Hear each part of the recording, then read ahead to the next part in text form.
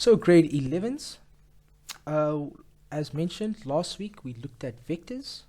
Vectors in 2 dimension, coming off grade 10, where we learned vectors in 1 dimension. And what we're going to have a look at this week, in this session, before we get to Newton's laws, is just having a look at types of forces. Okay, just going to briefly go through some types of forces. I'm going to explain some things that we would need to know in order to answer Newton's law questions. Okay, so the first type of force that we all should be familiar with is the force of weight. Okay, weight, as we know, is in symbol W, and we know it's measured in newtons. Okay, which we know is symbol N. Okay, weight also has an alternative symbol. We call that Fg. Okay, Fg, which is obviously the force of gravity, which is also weight. Okay, the formula for weight will either be Fg or W is equal to mass times gravity. Okay, which we know mass would be in kilograms, and we'd also know that gravity, which would be G, is measured in 9.8 meters per second all squared. Okay, it's a gravitational acceleration. Okay, that would be weight. Okay, and a definition of weight, which we all know, is the force with which an object is attracted to the earth. Okay, but in grade 11, we know that, before we get there, we know that this is true for an object. Let's draw a little block here. Object that is on a horizontal surface, that's a very bad horizontal surface. There we go, more or less. We know that this is true, because we know that this would be weight, or Fg, the object attracted to the horizontal surface. But now what happens when we have this, which is an inclined? Now we have an inclined surface at an angle of theta. Try and fix that theta. At an angle of theta. And now our object is situated over here. Now the object can necessarily go either up or down the slope. Doesn't really matter. But let's say our object is sitting pretty on an angled incline or angled surface known as a slope, informally. Now, is gravity Fg still the same? Of course. Fg will never change. Okay, there will still be a downward force like this. Okay, which will arrowhead a little smaller. Okay, that will be Fg. Okay, it'll be always. But there are now what we're going to introduce called components of weight. Okay, components of weight. Now we'll see that although we have Fg going straight down, we introduce 2 other components of weight called Fg perpendicular and Fg parallel. Perpendicular, meaning that there is a perpendicular gravitational force perpendicular to the slope surface. Alright, let me just try and make this a little darker. There we go. Fg perpendicular, meaning that we can see that this component is perpendicular to the surface, because the surface is not a horizontal surface, it's a inclined surface. All right, and look at where Fg perpendicular is extending to. Okay, this way, in this direction. Then there's also a component that runs parallel to the surface, and that parallel surface runs like this. Okay, and we call that Fg parallel. all components of weight. Now what happens if we just enlarge this little drawing right here? If we enlarge that drawing, what we'll have is a triangle that looks like this. We got FG, or weight, going down. We have perpendicular going this way, and then we have FG parallel going this way. All components of weight, all of these working together to keep the object on the slope surface, all right, and not falling through. Okay, that's on a inclined or slope. Okay, the real definition for that is that when an object rests on a slope, the weight can be broken into two components which are at right angles to each other, one acting parallel and one acting perpendicular to that surface. Okay, now we have to also take a look at the angle theta that is at which the slope is inclined at. We have an angle theta over here. Alright, this angle theta is the same angle that would be formed over here. So let's put it on our larger drawing. So theta would also exist over here. Okay, would also exist over here as well. Okay, and now with that being said, we have two other components of weight now added to the object, or to weight itself. We can obviously determine what these will be. Okay, for example, if we have theta over here, we introduce our good friend trigonometry. So what happens is, with trigonometry, we obviously want to find out what is FG parallel, or FG perpendicular. Let's do parallel first. So if we have sine theta, y sine theta, opposite is FG parallel, that's what we're looking for, is going to equal opposite over hypotenuse, which is FG parallel, divided by weight, or FG. We rearrange, therefore FG parallel is equal to weight sine theta. And the same goes similarly for FG perpendicular. FG perpendicular is adjacent to the angle, meaning we use cos. It's going to be W cos theta. And those are the two components of weight.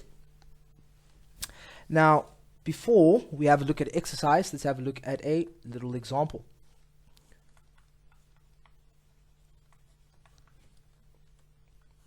Okay, let's say we have a box.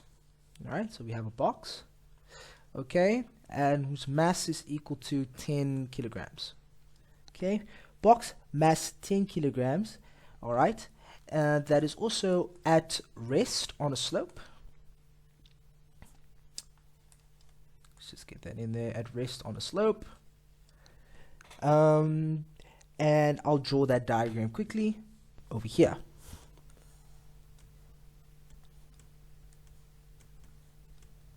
Mass 10 kilograms over here. This box mass is 10 kilograms, and we have an angle of theta which is 50 degrees. Okay, that is 50. Maybe just me write it a bit more clearer. 50 degrees. Okay, now they would ask you a question. Let's take a question A. Determine, let me think of a good question here. Okay, determine the force that causes the box to slide down the slope. All right, so the force that causes the box to slide down the slope would obviously be the force which is parallel to the slope itself, meaning that would be FG parallel. So the force that causes the box to slide down, slope, is equal to FG parallel. All right, determine. That's easy, no problem. So for the solution, which I'll do in green,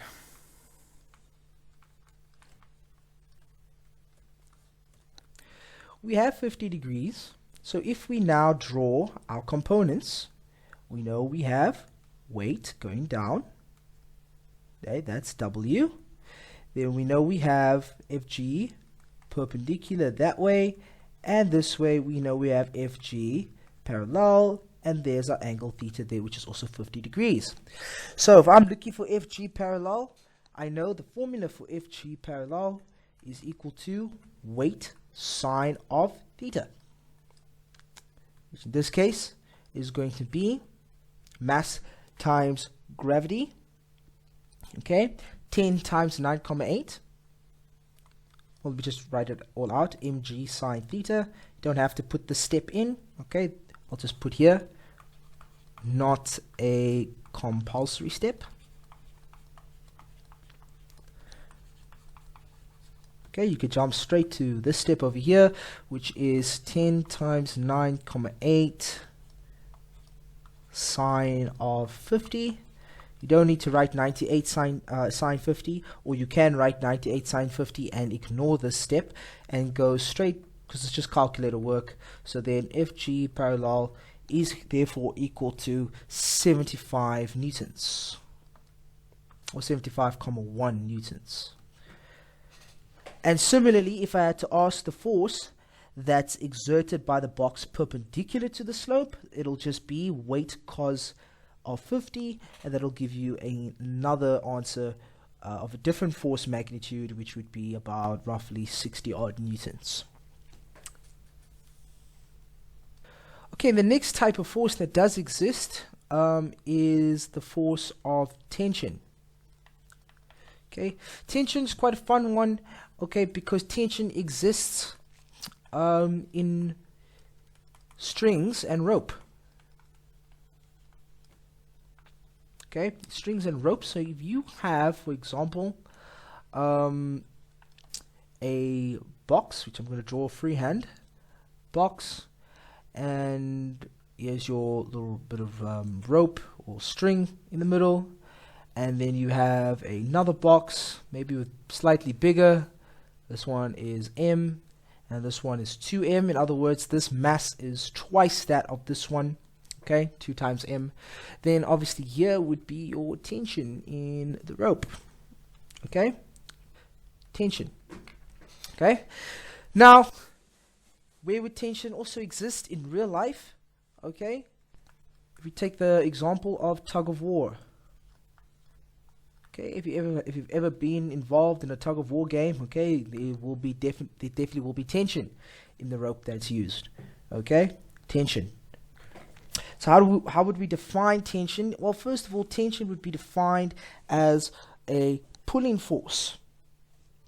Okay, so when pulling forces are applied at the end of a solid, like these two blocks or boxes, the solid is said to be under tension.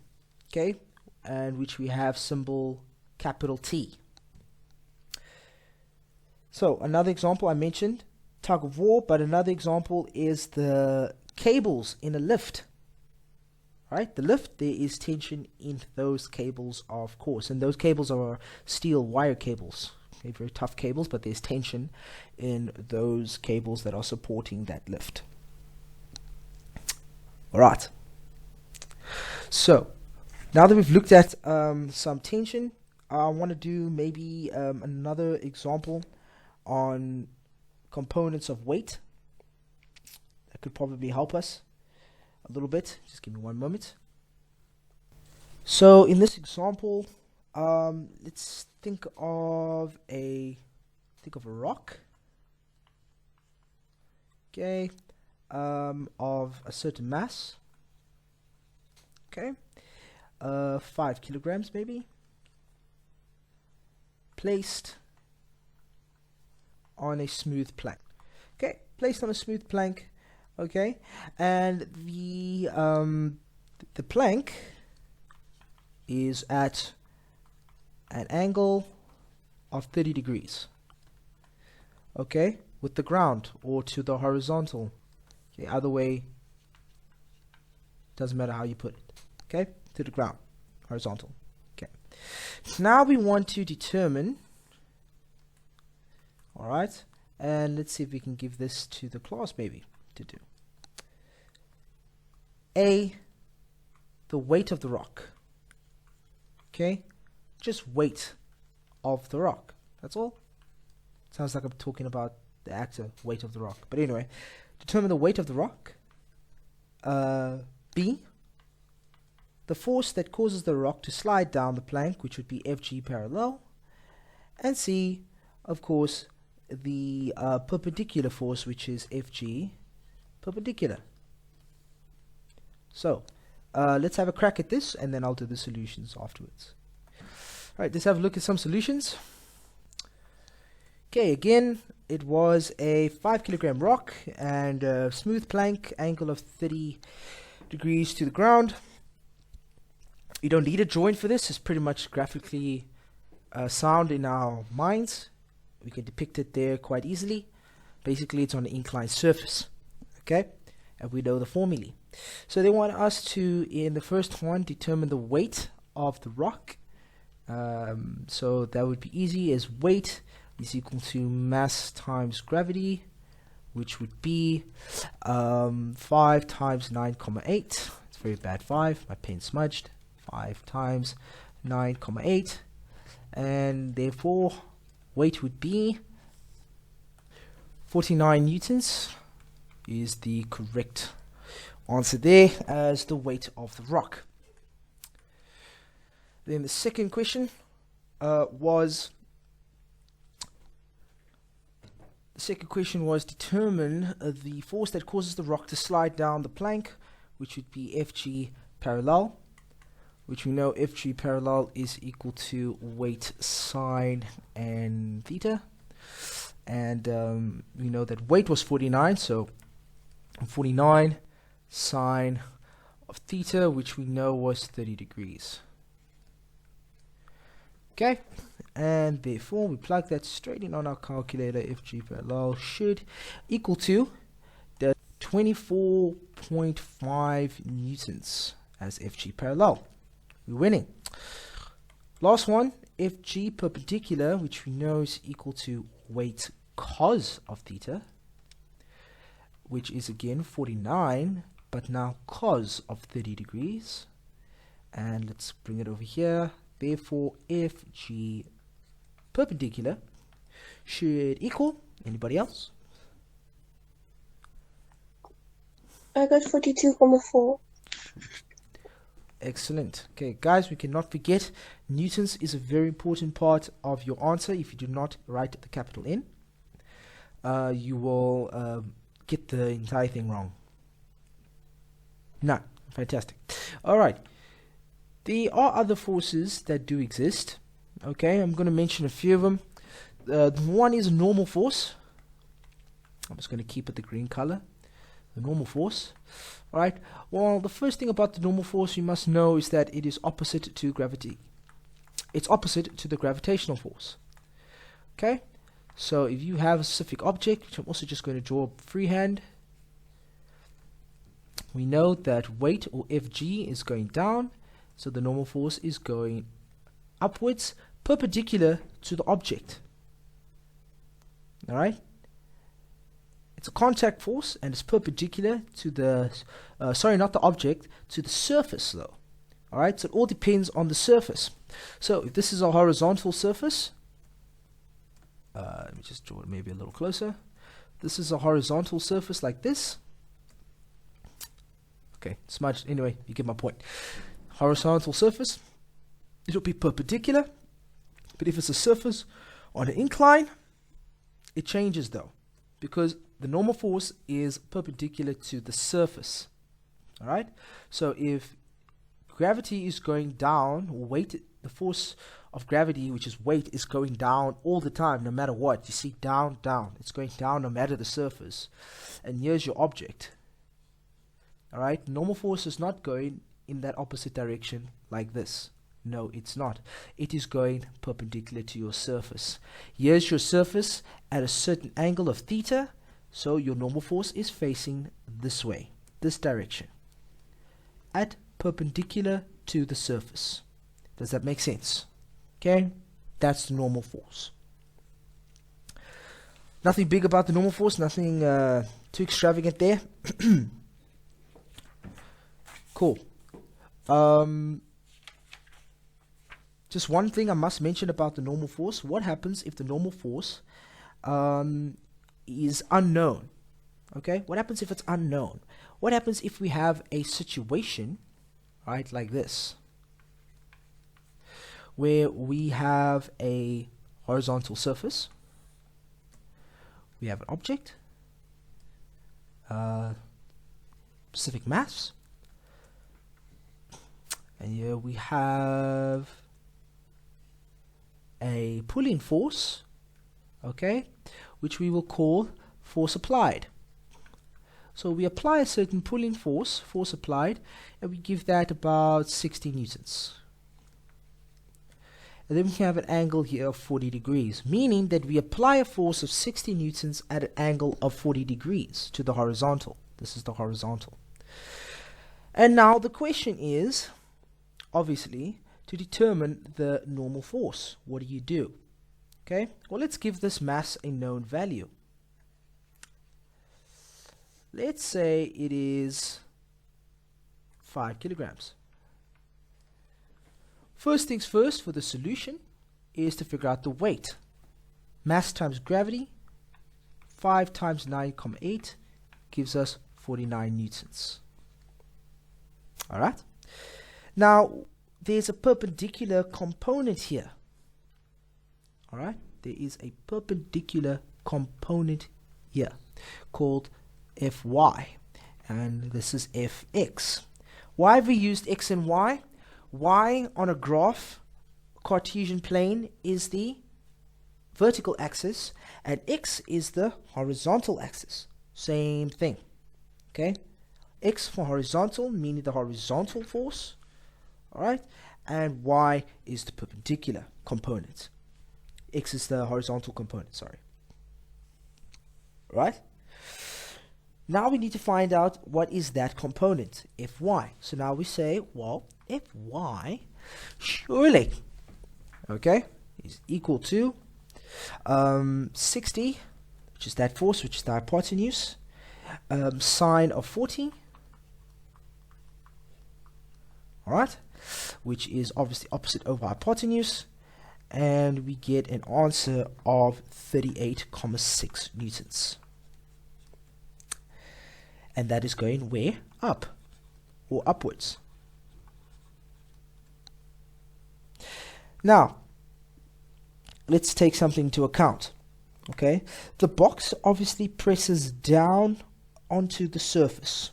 Okay, so let's take these two forces over here and let's draw them on the box. Okay, so let's come over here to the new drawing. Right, new drawing, same box, but now we know we got an upward component force of 38,6 newtons, and here we have a downward force of 49 newtons. So we know the box is pushing down on the earth with a force of 49, and there is a vertical component.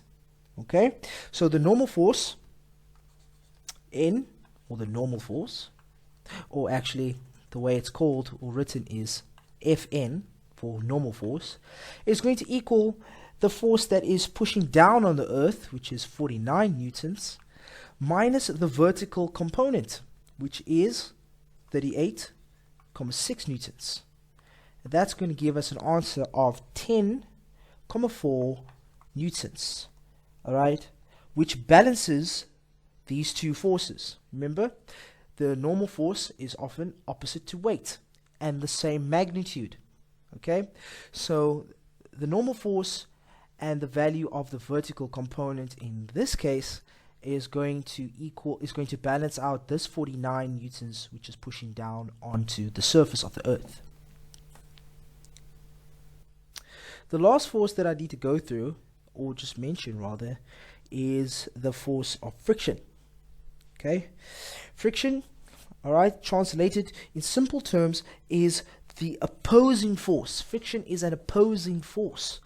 All right, it opposes the very car that we drive in. It opposes us pushing against a wall. It opposes us walking. It opposes every forward motion almost. Okay, it's the force of friction. And nowadays, it's obviously denoted by a little squiggly F, almost for frequency in wave sound and light, but not to be confused. Okay? There are two types of friction that we introduce in grade 11. One, which is called static, and the other one is called kinetic, or sometimes referred to as dynamic friction. Okay. Both have two different formulae. Static friction F, S, is equal to something which is called the coefficient of static friction, which is either given or would have to be worked out by the question giving you either the value of static friction and or times the normal force of the object. Kinetic friction, the same thing, except we replace the S with K. Fk is equal to mu K, which is the coefficient of kinetic friction times the normal force. Now, something about the coefficient is that the coefficient of kinetic friction, all right, depends on the nature of the surface only. Okay, so the coefficient mu K is dependent or depends on the nature of the surface.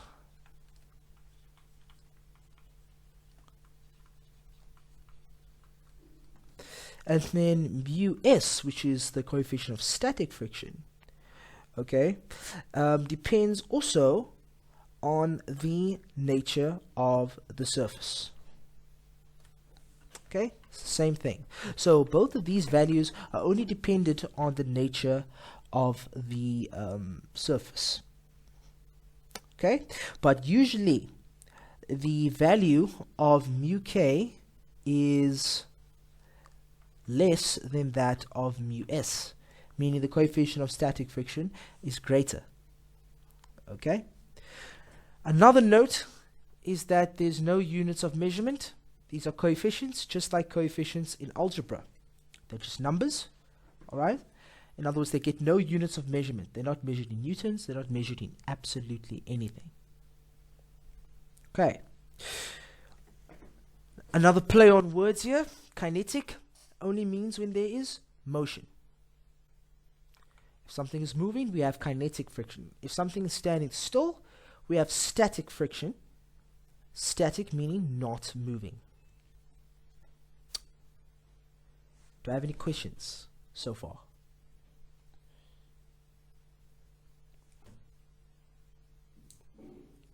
None. Okay. Excellent. Quite simple to fathom and understand. Okay, when we work on a actual question live in class, which will take from a test or an exam, I'll work through it with you guys, and you'll see how how these things are factored into an actual formative question. Okay, these things all needed to be set up in order to introduce the topic of our dear uncle of physics called Sir Isaac Newton. And he came up with 4 laws, actually. Came up with 4 good laws, which we still use and explain today. But his first 3 laws are numbered: Newton's first, Newton's second, and Newton's third. And then his 4th one is Newton's law of universal gravitation. Okay, so let's have a look at Sir Isaac Newton's first law a little bit. Let me see if I have some introduction about him here quickly, just so I can introduce him. I mean, he is the almost like I wouldn't say the father of mechanics, but definitely a father of this aspect. So just slightly a bit of background about Isaac Newton's is that he was in the 16th, alive in the 16th century. living from 1642 all the way to 1721. Okay, so before round about the middle of the 16th century, scholars that time believed that a force was needed to make an object move continuously. Okay, take note of that. I'll say that again. Scholars around the 16th century, middle of the 16th century, believed that a force was needed or necessary to make an object move continuously. In practice, you'd find that you move an object by pushing or pulling it, but it comes to a standstill as soon as you stop pushing or pulling it. Okay, a good example would be you attaching a rope to a car, to a crate, or you make in some people, some children, they make cars out of wood, and then they push their friends, and they stop pushing their friends, they come to a stop. Same thing with the trolley, pick and pay. If there's no one around, you freely let the trolley go by pushing it, it'll stop. Eventually it will come to a stop in practice. Then there was a scientist by the name of Galilei was the first person to realize that friction resists the object of motion. Okay, and he did some practical investigations. But then Isaac Newton came along, and then he expanded this work. Okay, and he did a further study on forces as well as motion. Would have loved to have been alive in his time just to see how he did it. But let's have a look at his first law, okay, which we call, and no surprise, Newton's first law. There's a lot more I can read about Galileo and what he came and etc. etc. We'll save that for a informal time. Okay, Newton's first law. Now, Newton's first law can be defined a number of ways because English language allows us to play with words. But the definition that I have here is that Newton's first law states that an object will remain at rest or move at a constant speed or velocity. I'll use the word speed here and say and or velocity, in a straight line or in a uniform motion, which is the same thing as a straight line, unless acted upon by a unbalanced, another term that they say, either by an unbalanced or resultant force.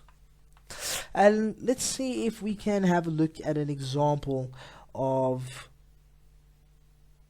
Newton's first law, rather, in practicality almost. So if we consider a trolley, okay, that's on a smooth horizontal floor, unless a net force acts on that trolley, it will continue to roll across that smooth floor. All right.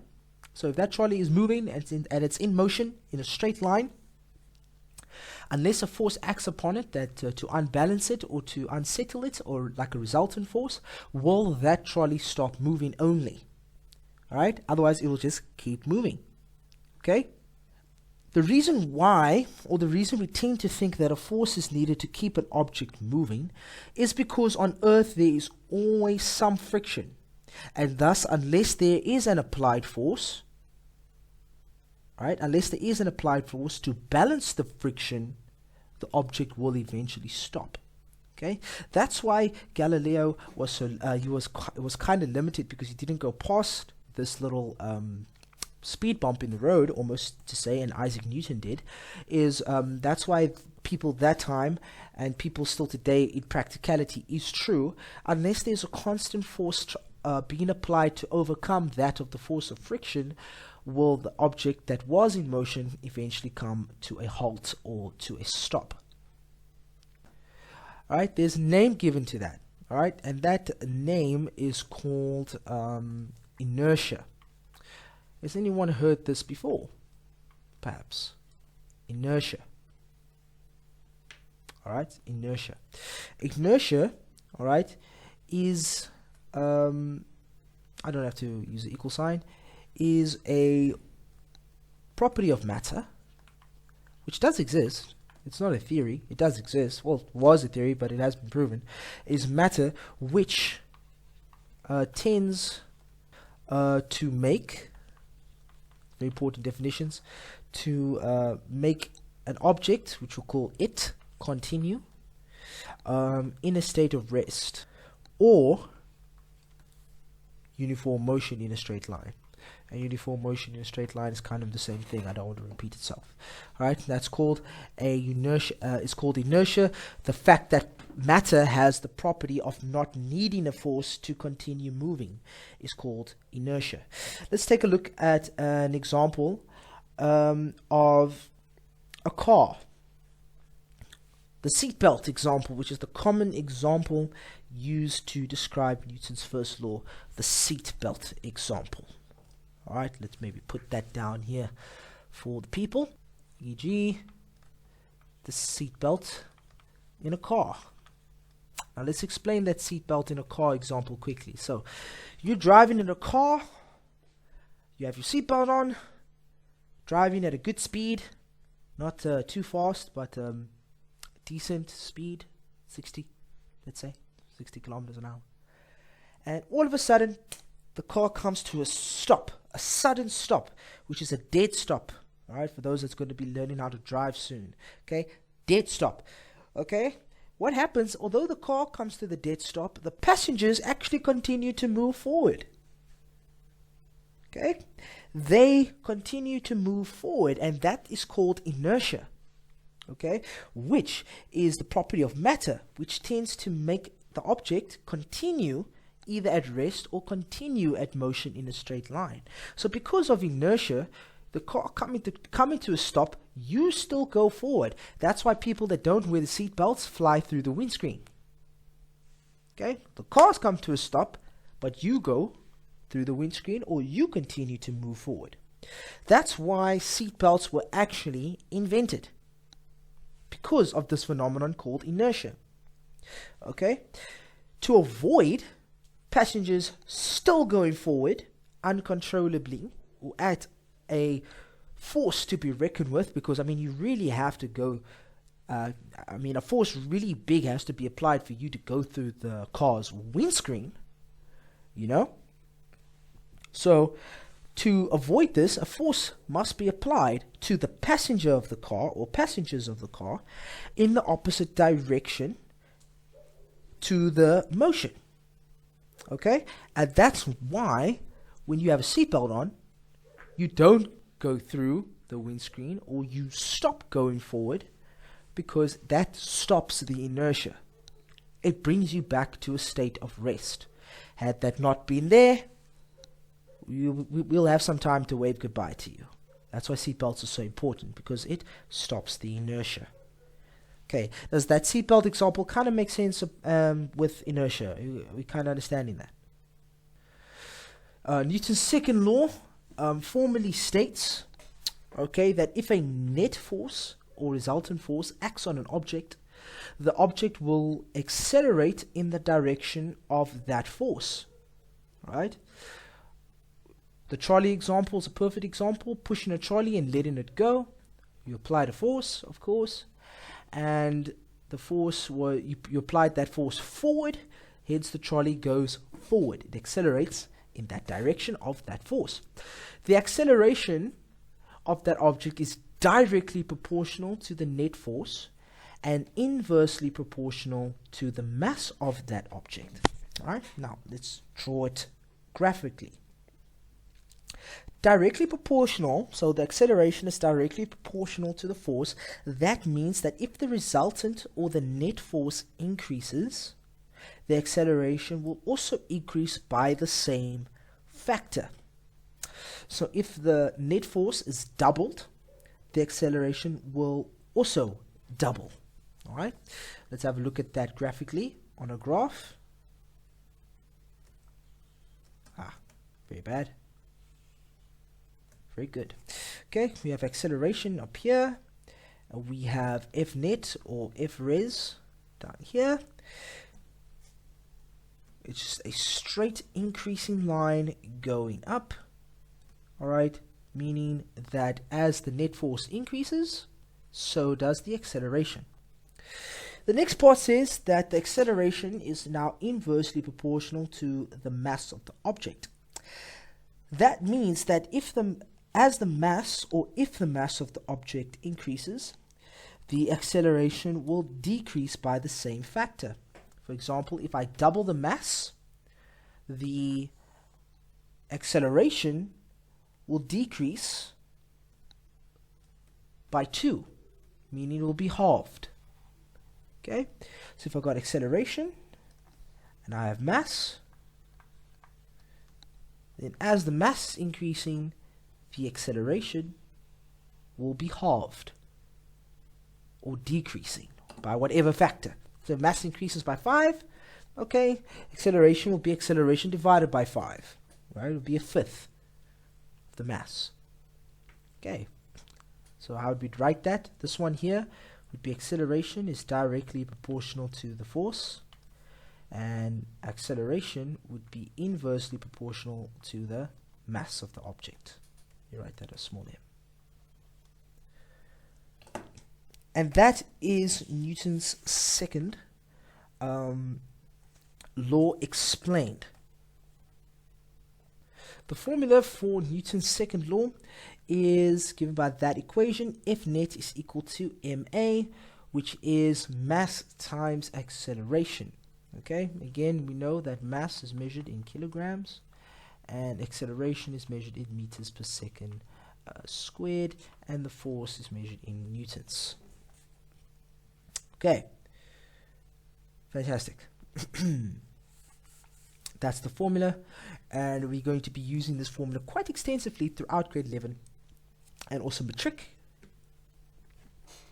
We'll see in matric how we can manipulate it, as well as in grade 11 how we can manipulate Newton's second law formula before we get on to his law of universal gravitation and even his third law. But we can manipulate Newton's second law in horizontal motion as well as vertical motion as well. Alright, and so we've got some nice exercises, and the more we practice these questions, the better that we'll become at them. Alright, so mentioned that. The next thing that I want to mention is force as well as free body diagrams, which is a very, very imperative part of the section. Okay, very, very, very important. Okay, now let's say we have a block. All right, a student pushes a wooden block. Okay, when you listen to this recording again, you'll obviously hear this question. Is a student pushes a wooden block over a rough floor. They want you to draw the force diagram and a free body diagram showing all the forces. Now, there is a very small difference between a force diagram and a free body. Okay, so let's do force over here. Let's pick colors. Let's do force, and let's take free. Okay, so a force diagram is you actually draw the object. Okay, so you actually draw the object, so you draw the wooden block, right, and you would draw the horizontal surface. Okay, and you simply fill in all the forces. Now, or label all the forces. Okay, now we know motion is going this way because it said that the student pushes a wooden block over a rough floor, right? So the forward motion is your positive. Okay, so the first two forces that are always, and I'm going to do them in another color, is always easy to label or factor in or draw in, is the normal force, Fn, and weight, Fg or W, whichever one you want to use. Okay, the next force, which is quite obvious now that we know about friction. Okay, is now we've got friction that's definitely going this way, the force of friction. Okay. And then, of course, we know that behind the wooden block would be the boy, and where would he be pushing? In this direction. Alright, and we'd call that obviously applied force, or FA. Alright, maybe I'll take that FA out there and just write it at the bottom of it. So FA, force applied. And that is essentially the force diagram. You've drawn in all the forces. Okay, but you've drawn the object. Okay, normally they'll only ask you to draw a force diagram of a block, not of a car. If they do ask you to draw a car, draw the best car that you can. Right? Don't need to overexert yourself. All right. You don't need to draw a Ferrari. You can just draw a wooden car, or just something that has wheels with it, so they can see it's a car. All right. But with free body diagrams, it's a little more simpler, and free body diagrams is more widely asked in exams as opposed to force diagrams. All right. They love to ask free body, especially matric. Some things that still remain the same is that this is still the forward motion going forward. Okay, nothing wrong with that. Okay. Next thing to understand is that the two forces that are also still the same is the gravitational force, which is Fg, or weight, and the vertical force, which is the normal force, Fn. The frictional force is also still the same. But now the applied force we draw on the right hand side. We just give it a direction, force applied. So force diagram, you draw the object. Free body diagram, you draw a overly sized period or dot in the middle, and that is your free body diagram. And believe it or not, of a block that's been pushed over a rough surface going forward. This is 4 marks, 1 mark per force. So let's read this question. A box of a mass 5 kilograms is pulled from rest along a rough horizontal floor by 6 Newton force. The box moves 6 meters in 4 seconds. Calculate, or determine rather, the magnitude of the acceleration of the box. Okay, so magnitude of the acceleration. And B, calculate the frictional force. Okay, now this is quite a big question. Alright, so I'm trusting you guys are gonna wrestle with it a little bit. Might have to work with more than one aspects of mechanics to find this answer, which is totally fine, don't worry about it. So yeah, let's see what we can do, and then we'll have a look at the solutions just after this. Alright, the solution for A, it's the first question, the magnitude of the acceleration. Well, a couple of things we had to just denote quickly here, and always write down what you've been given in the question somewhere on the right hand side. Okay, so for example, I'll use this little space here. We were given the mass of the box, so m equals 5 kilograms. This is just me writing down what I need to answer the question. This way I don't need to go back to the question. Alright, pulled along a rough horizontal surface, alright, by a 6 Newton force. So force applied, 6 newtons. The box moves 6 meters in 4 seconds. So delta x, 6 meters, alright, horizontal surface, x. Delta t, 4 seconds, and acceleration is what I'm looking for. Okay, so there, just with these 3 alone, I can answer my first question. Okay, and we also have an initial velocity, which is here from rest. So what I do in my solutions, well, I pick our formula. Delta x is equal to vi delta t plus half a delta t all squared. Now, we did learn equations of motion last year. Okay, it doesn't disappear. Okay, so remember, it started from rest, so delta x was 6 equals 0, and anything times 0 is 0, so 0 times time, which is 0, plus half of A, which I don't know, times 4 squared. Alright, which is 16. So I end up with essentially half times A times 4 squared. So this half is times everything here because it's all one term. So end up with a half times 16. And if I just calculate that quickly, I get 8. Alright, I get 8. So end up with 6 is equal to 8a. Divide both sides by 8, and therefore my acceleration is equal to 0.75 meters per second squared, which makes sense because it only moves 6 meters in 4 seconds, so it doesn't move very far.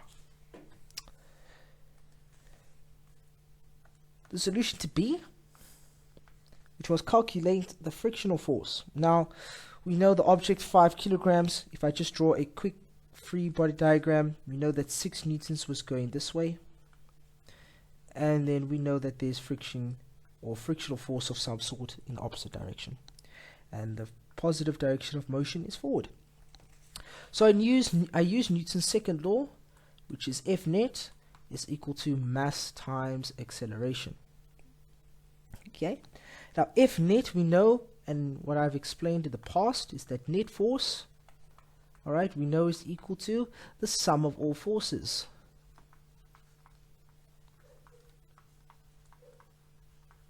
Sum of all forces. So in here I only have 2 forces.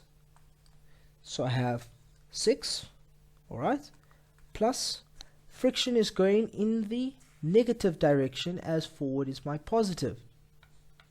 Minus friction is equal to mass, which is 5, times acceleration, which is 0.75. Alright. So I end up with 6 minus friction is equal to, let's just find out what 5 times 0.75 is, 3.75. Okay. All I do is I just swap these two around. Okay. So that becomes positive, and that becomes negative.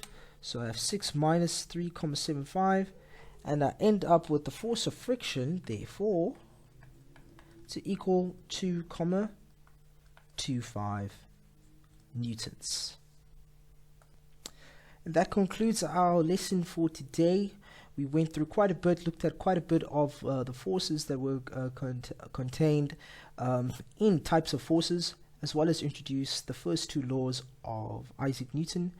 And we still have a third and fourth law to go. Stay tuned for the next few videos where I'll be going through that.